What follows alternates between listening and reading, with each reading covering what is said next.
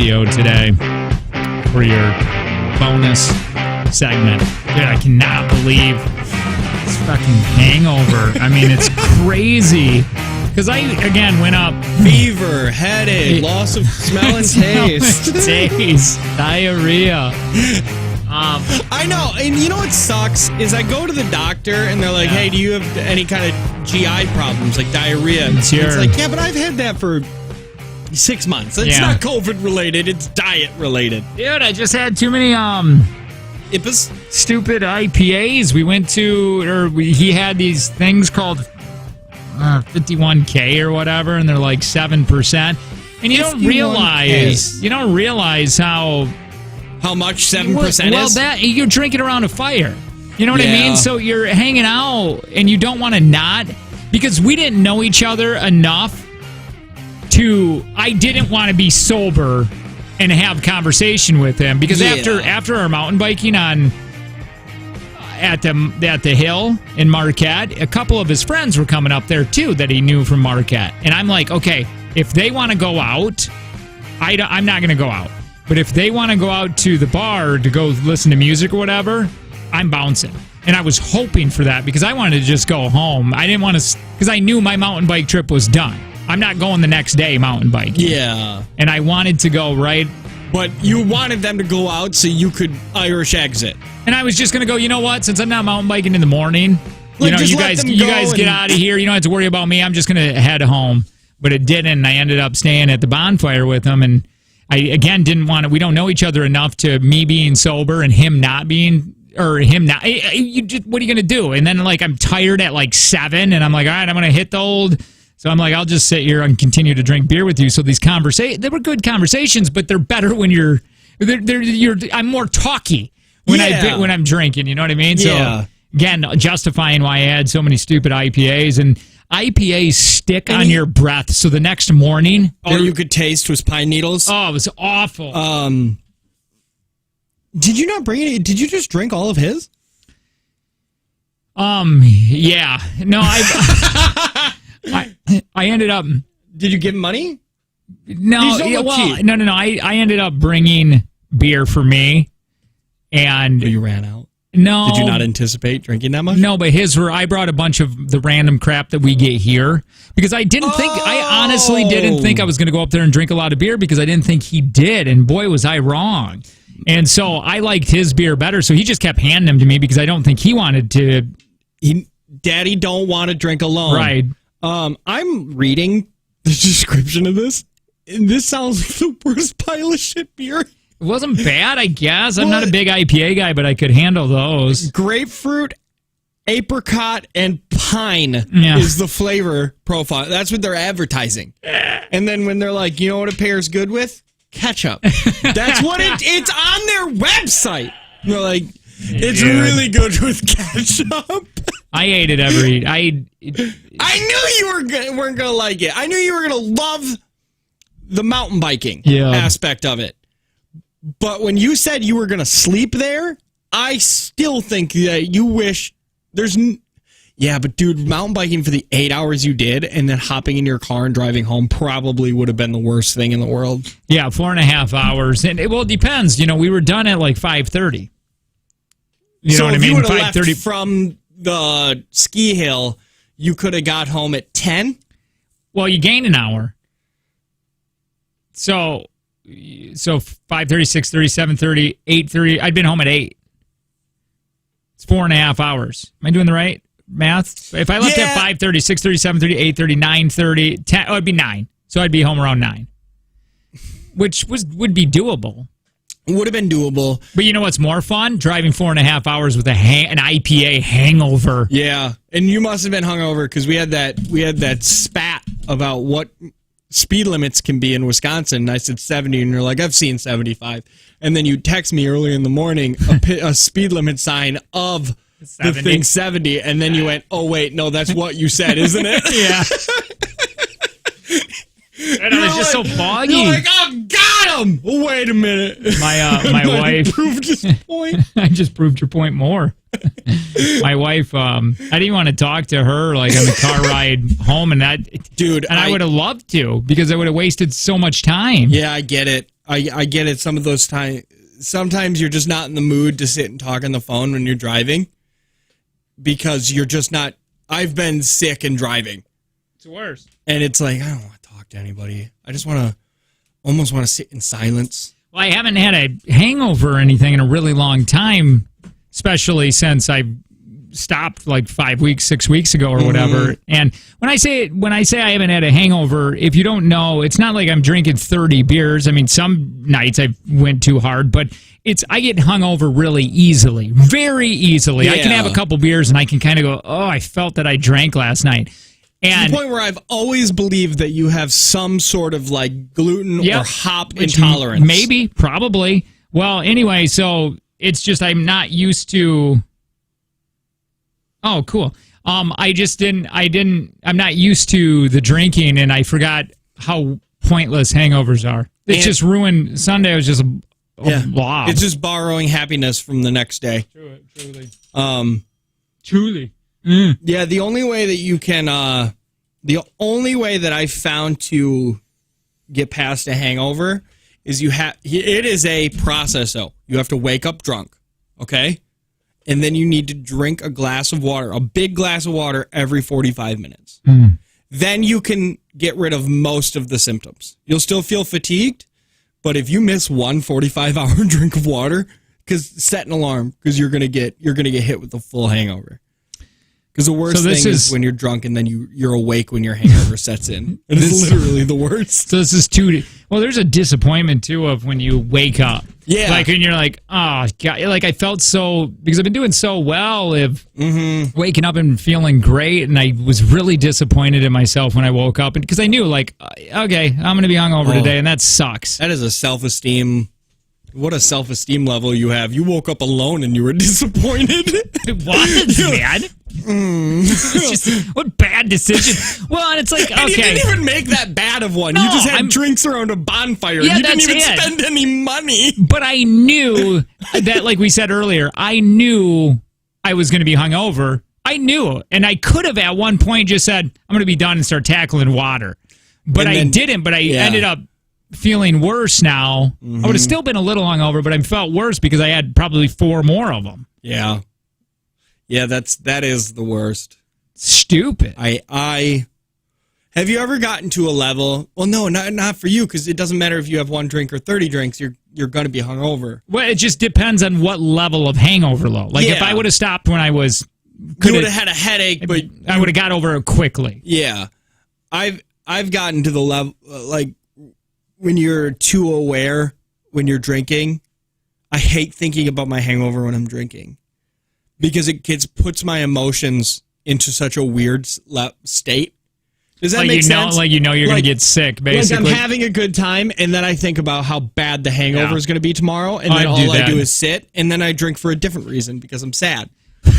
Well, I had to like tell myself I'm not going to sit here at the bonfire and have a sober conversation with this guy. Not that I don't like him, but you know what I mean. We're too new. Spoken like a true alcoholic. I am not going to sit here and have a sober conversation. Well, it's true, though, man. So I'm dealing right now with like I can feel like my body I'm already beat up from doing that downhill all day, and then. It's just lack of water, and I got this nasty side headache right here, and it's just like because I can tell that I'm dehydrated as all get out. My voice is kind of gone. It's just awful, dude. How late did you stay at the fire? Day hangover, 11. That's pretty late for what time did you leave? I know you. You probably, the second you woke up from these hours, you're like, I better get some miles behind me. Yeah, it was. I sat there until I couldn't anymore when I went, I don't care if I'm. Because I sucked out the air from the air mattress, but it goes, you know what I mean? Did it by mouth. That would have been great. And I was taking everything down at 7 a.m. That's early. Not as early as I thought you would have left. I figured you would have left at like 4. No, I woke up at 4, and I'm like, it's in the dark low. I mean, at least right around that 7 o'clock, there's some light that's kind of popping up. Yeah, that hits real fast, doesn't it? The light? No, going from, because I was outside at like 6:30 and it was dark out, and I was like, oh, it must be like 8 o'clock, and I went inside and I was like, it's only 6:30. Like, What I'm saying is, it went from summer being 9 o'clock and it's still light out to 6:30 and it's dark. Yeah. Or like it used to be, I could take the bike to work and by 4:30 I've got some light on the road, so I don't feel as dangerous. Now it's still dark at 6. I'm so flipping tired and I got to go to the gym because I took a week off last week. The responsible thing to do. Yeah, so I didn't do that, and then I ate and drank kind of like an asshole. Shitty this weekend. Cheez-Its in the tent just by the handful. Alone? Hell yeah! What mean, right? It sounds beautiful. Did you have? You mean Andy knocks on your tent? You mean Cheez-Its? Yeah. Hey, I hear crunch. Are those Cheez-Its? Angie asked if I use dental floss. I'm like, yeah, Andy did it because Angie always does my teeth. Did you? No. I was gonna say. Also, some guys' wives are sending pictures of their nipples. Yeah. And your wife is like, did you floss? Yeah, no, you're on vacation. She's like, hey, don't forget to brush your teeth tonight. And I'm like, send me nudes. Can you go to hell? We used to be cool. Like I said, Kayla texted me one of the mornings before, and she was like, hey, Griffin's poop was a little hard this morning. I was like, you used to send me pictures of your vagina. That's what you used to send me in the morning. At one point, you're young and you get pictures of your wife naked. And then the next day, you're like, why are you telling me about Griffin's poop? Yeah, why? And also, why am I interested in it? Well, yeah, everything. I forget about that, but the baby stage, everything is poop. Everything is poop. It's all poop. Conversation. And Griffin we believe it's acid reflux. We can't ask him. He doesn't speak our language. That sucks for a baby. Yeah, because they're confused. Everything is pain for them. Mm-hmm. So we've been switching formulas. Like we finally found one that is working. Yeah, I've been chewing up and baby burning some Tums into his mouth. That's what I would do. Right when he yawns, I like 3 or 4 tablets worth. But then we got like gas drops for him because he's super gassy. He already eats far too much, so we had to go buy special bottles. Don't acid reflux only happen to fat people? So it doesn't. You dick. But also, he is a lot bigger than we anticipated. He's growing so much. So we went to the doctor the second day of his life, and they were like, "That's crazy." And he was already past his birth weight, and they're like, "Oh, we just don't want him to be too skinny right now." And I was like, "Well, yeah, he's good. He's doing good." And then we went to the 2-week appointment, and it's like, hey, he's gained 1.5 pounds. And I was like, that's all good, those right? Rolaids, or those Tums. And he was like, we expect them to be back at their birth weight right now. And I was like, oh, so he's getting fat. So we had to buy, because the babies are stupid. They're like goldfish. So like we had the regular bottles, and he would suck it down, and then he would drink like 6 ounces, which is unheard of for a 2-week-old baby. They're supposed, like, we looked it up. It's like 1 to 2 ounces, and we're like, uh-oh. And then, so we had to go buy special bottles that it's harder for him to drink, because apparently, I got to do that to my dog, like a bowl, so he doesn't eat as fast. Did you ever think about getting one of those slow feeders? You mean no? It's a mat with all those like nipples in it. Oh yeah, I know what you're talking about. That's kind of like. But I enjoy doesn't have a nose, so he would poke his eyes. I like that. I like cleaning up just damp dog food that comes out from his stomach that's still warm. Dude, there's some days where Dozer pukes that up, and then I know he's gonna go eat it, and I'm like, screw it, because I don't want to clean it up. It's so much easier to just wipe up the slobber than it is to pick up like with a napkin a handful. Yeah, that's what I mean. It's still hot. Yeah, so sometimes I'm like, I'm just going to act like it didn't happen. Yeah, like you didn't hear it. Like I didn't hear it, and then, what are you eating? Oh, no, don't eat your puke. Yeah. Don't eat the stuff that's over here, too. Don't eat all these Cheez-It crumbs. Oh, you're going to ruin your dinner. If Griffin pukes on the floor, Gus eats it, and it's super awesome. I know it's gross, but I like it. because it's less I have to pick up. Sorry, I'm just looking at this. Are we live? Yeah. Oh, cool. All right. Oh, God. I see. I didn't know if we were, and we were just doing this. I would be so pissed if this wasn't recorded.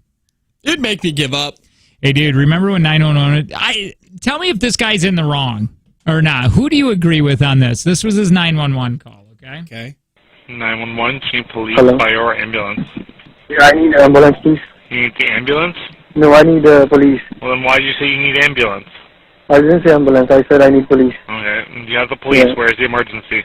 Actually, the thing is that I have to pee, and these guys are not moving. You have to pee.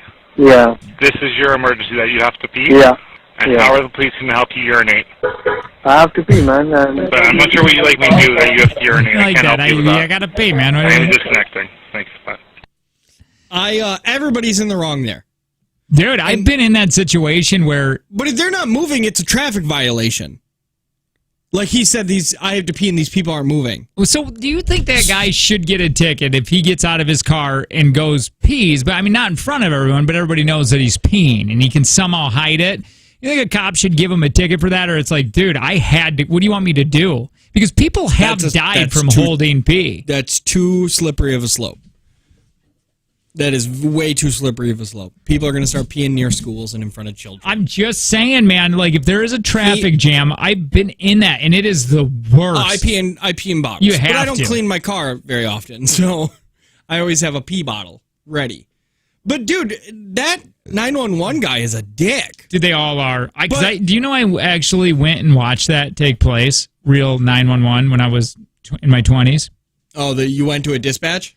Because for going through that fire school, that was part of the training to go see how that's done. Mm-hmm. And it was a room on top of a building in TC, and there was like 5 people. And dude, it was dope. It was cool. And I was like, maybe this is, because I was in between radio, and I'm like, maybe I want to get into this. But then my anxiety kicked in because it's like, I don't know if I'm going to be able to spell the street. Where are the streets? What do I got to... The amount of anxiety you have is not the 911 operator that I dude. Want. Like, hey, I need an ambulance here on this street. What happened? My wife fell down the stairs. Oh my God, did you push her? And be like, dude, just give me the ambulance. I would be freaking out right now. Well, dude, they were all, because they work like 3 days. And then they have like so many days off. Because it's super stressful. And they work so many hours in one day. I think they work 12s. And you're just catching people at their worst day of their life. Yeah, nobody ever calls in and just be like, hey, I just wanted to call and say I'm having a baby. No, they are. So you leave home. I mean, you leave to go home and you're just stressed. Mm-hmm. You just dealt with ridiculous amount of calls of people crying and screaming. And people are dead. Like I walked in on my dad and he's dead and all of this stuff. Like nobody's ever calling you for good news. And they don't get paid like a ton either. They don't make a lot. Because Kayla was going to get into it. And it's the same job, basically. Like it's the same pay job as what she does now. Yeah, they don't make, they don't make pennies, but they also don't make thousands an hour. You're crazy to think also that 911, that service wasn't always available. Yeah, before you just died. Well, you just died, and what they did is they had Gordon was talking about this because he's 82, and he was around before 911. Yeah, and they had. Oh yeah. That doesn't feel right. Wait, before 911? Yeah. Oh, yeah, dude, they didn't have 911 until, like, 80s or something. What? Yeah, when did...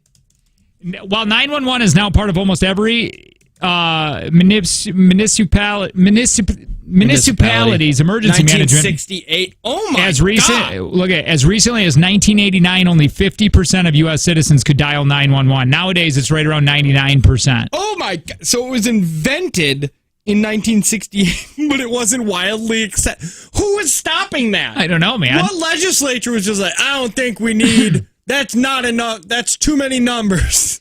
On February 16th, 1968, the first 911 call was made, 911 call was made in Alabama, but it wasn't for an emergency, it was for a show. With the Alabama Speaker of the House placing a call and giving the Alabama Telephone Company bragging rights as the first telephone service provided to implement the new system. And it wasn't developed... But yeah, they used to do back in the day because when Gordon was younger, at his time, the houses were all connected. If you had 6 houses right together, the phone lines were all connected, the party line. And they had different rings, and it went to different houses. So if it was 2 fast rings, it was for them. If it was 1 slow ring, 1 fast ring, it was for this person. And if there was a special ring, if it was an emergency. So you didn't call them for an emergency. They called you to say, hey, a tornado's coming through. I will tell you this. That would be... And everybody picked up. Sorry. Oh, that would be the best. Because the gossip that I am, I would be listening. That would be better than any TV or radio. Oh, that's what they would do. They would just plug in and listen to everybody's conversation. Or you just picked it up at your house. Oh, I thought you were talking about the operators. You're actually just talking about being a kid at the house or whatever. Yeah. Do you remember the idea that we had years ago where we would listen to a real-life couples therapy? Oh, yeah. That's a show. Oh, it is? It's a show now. Just like recently it came out, and apparently it is absolutely the most compelling thing to watch, and we were way on top of that. Are they on... you can't see their faces? No, I think you can see their faces.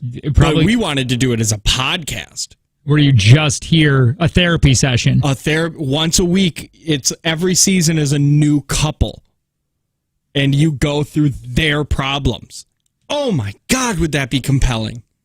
I wonder if we could just still do that with the podcast. Dude, we should think about that. Shh. Okay. Yeah. We need a couple that is in trouble. And what are we qualified? Yeah, we're not qualified at all. We'd have to actually get a therapist. Yeah, we'd have to, and then we got to pay therapist money? Maybe you could just do an accent. Dude, not that long ago, just really quick with this 911 emergency thing. An emergency number was often the same as a non-emergency number, meaning a busy signal was always a strong possibility. This is before 9/11. So if you had an emergency number, so you'd have to keep calling back. As somebody's choking. Dear God. Like trying to win tickets.